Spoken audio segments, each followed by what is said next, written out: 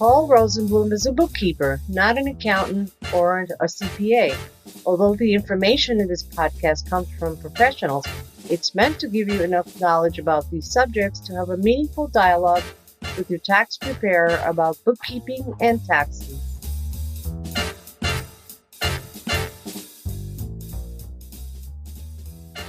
In our last episode, I spoke about the McDonald's hot coffee case from 30 years ago, and I talked about the bean counting concept, which could have been the reason why they didn't settle.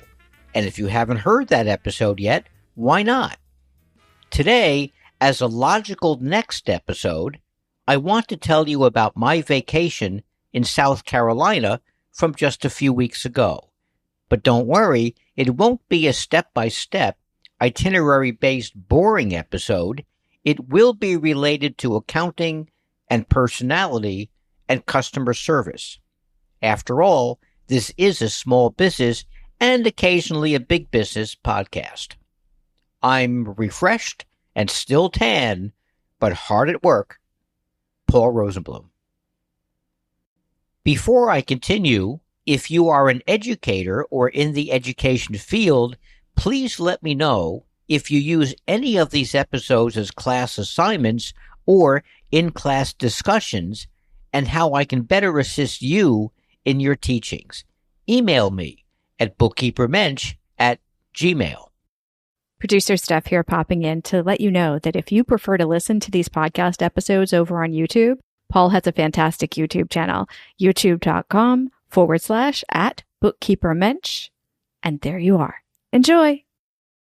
I should start this episode by saying that I'm generally not the best customer in the world, as I am so into customer satisfaction with my business that I expect to get what I pay for, and I expect everyone to try as hard as I do with my clients to satisfy me as a consumer.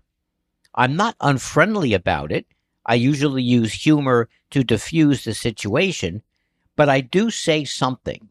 If it's in a small store or a taxi or an internet service provider phone call to their version of customer service. But I don't let it go without saying something. As we say in New York City, if you see something, say something. And I do just that. The following is one of those stories. My wife and I are a good team for shopping for vacations. She researches the vacation spots and hotels or resorts, and then she starts showing me what she found. This time she found Myrtle Beach. Neither of us had ever been there, and then found a resort in North Myrtle Beach, much less crowded than Myrtle Beach itself, but only 15 miles away. Once we decided where we were going and the place that we were staying, then she passed it on to me to find the best deal. I usually go to Expedia and Travelocity, as well as Priceline and a few others, to check prices and overall deals. This time, I went to AARP since we are members and have been for a while. The same exact package through Expedia where my wife was, and AARP, they piggyback Expedia, was about $150 less per person. Hey, I'm the bookkeeper in the family. I just have to. I'm not cheap, just smart.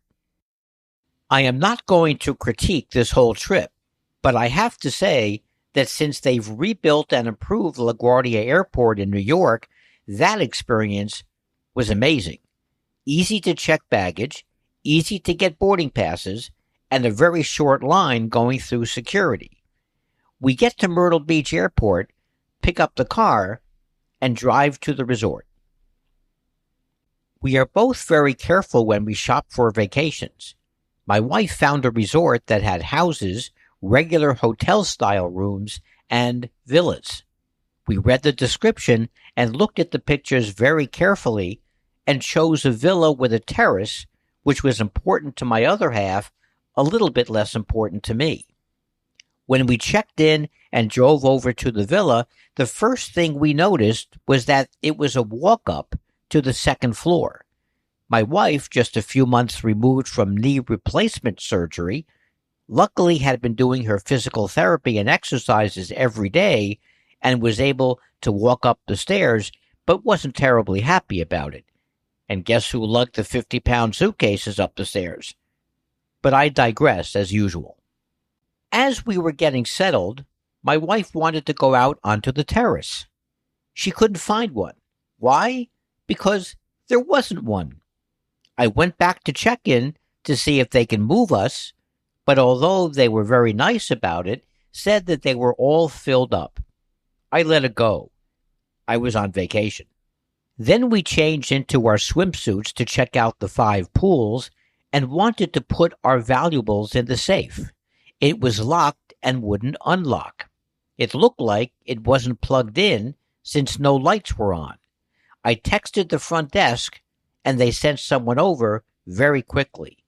And they fixed it in about 10 minutes. As we were leaving for the pool, we noticed that the front door handle of the villa was loose.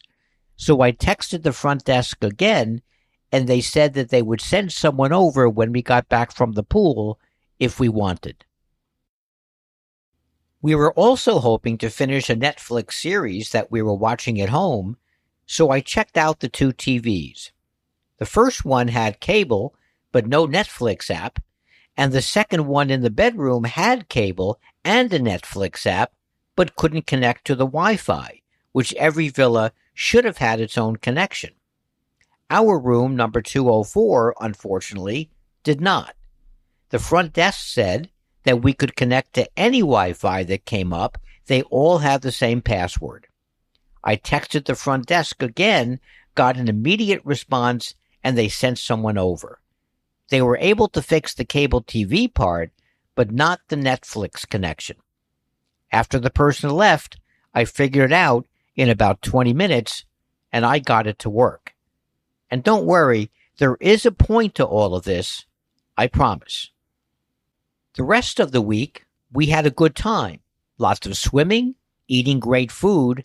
I don't think South Carolina people know what a small snack is. Went to Myrtle Beach, rode the large Ferris wheel, ate some great ice cream on the boardwalk, went to some factory outlet stores, and I had a rare glass of wine and did some sightseeing and a dolphin watch. Okay, stop digressing, Paul. Get to the point. Okay. As I was checking us out at the front desk, I was very friendly and discussed all of these things that we were not happy with. The lack of a terrace, the Netflix problem, the front door handle, and even the rather uncomfortable bed, although maybe I'm just spoiled at home, and told them that we were disappointed because we are both such careful shoppers when we go on vacation. And I fully expected them to say, "We're sorry, Mr. Rosenblum, that you feel that way. You can call AARP Expedia and see what they can do." But that didn't happen. Here's the point, folks, finally. Before I could say more, the manager, who was there and overheard the conversation, walked over to the computer, typed in a few things, and looked at me and said, "I just credited you for 2.5 days of the resort charge for your dissatisfaction. I'm so sorry that this happened."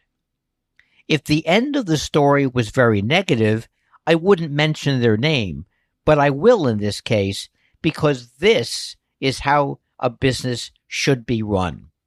Allowing a budget and creating a chart of accounts revenue account in their financial system called refunds and allowances and using it is the right thing to do. Listen to episodes 38, 39, and 40. I talked about personality. This is yet another example of it. The bad taste in my mouth disappeared after the refund was issued, even without asking for it. This should be an unwritten or possibly written law for every business in the United States and probably worldwide. If you have a dissatisfied customer for good reason, just do the right thing. Let's call this the do the right thing law.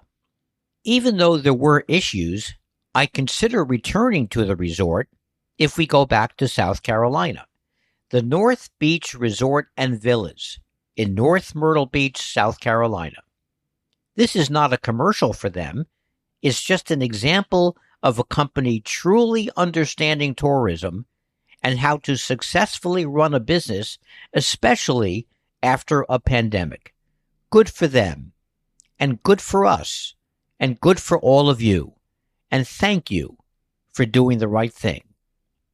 And now my commentary on this. Number one, I booked this through AARP since we were members because they're a good organization, not just because the price was less. However, they do piggyback on the Expedia database, which I am also a member of, and they don't have any control of the content of vacation packages posted. Number two, I asked the front desk why there was a picture of a villa with a terrace on the villa we selected if it didn't have one. They told me that they send stock photos to Expedia and the other travel sites, and they have no control of which pictures are used by individual sites. They have had other problems with similar situations to ours. Number three, to become a member of AARP, you have to be at least 55 years of age. Why isn't there a mechanism to weed out the walk-ups to rooms, villas, and cottages at resorts and tell people about it? Just a hint here, some older people have trouble walking upstairs with or without luggage, and some younger people do too, for sure. Number four, with all the travel sites on the internet, shouldn't we all feel comfortable that what is being advertised is what we are paying for?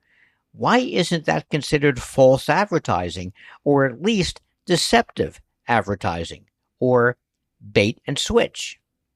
Number five, to digress a bit, if one books an airfare on the internet, pays for it, gets a confirmation, arrives to the airport, prints boarding passes, checks their luggage, gets to the gate an hour and a half early, do you know that you are still not guaranteed that the flight takes off on time or even takes off at all? How do they legally get away with that? Oh, Travel Secretary of the U.S., Mr. Buttigieg, where are you? And number six, the travel industry is one of the toughest ones to be in. Customer service should be the number one concern, but usually isn't.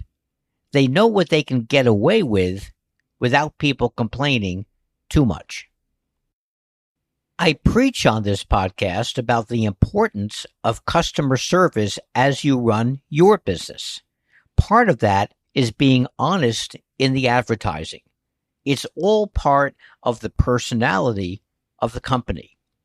It isn't regulated by the government, but maybe it should be. I'm just saying. After 60 hours a week, working for 50 or 51 weeks a year, I, as a consumer, shouldn't have to worry about if I end up getting what I paid for, especially when I go on vacation and prices are what they are today. In this case, we did get a partial refund, but many others might not say anything to anyone, hence just roll with the punches. But I'm not a roller, although sometimes I'm a heavy tank with a very quiet muffler and good shock absorbers. Accounting is everywhere we go. One just can't get away from it. But most people can put it in the back of their mind, especially when they are on vacation. Us self-employed people, especially bookkeepers, generally can't. And now, back to your regularly scheduled podcast. I'm Paul Rosenblum.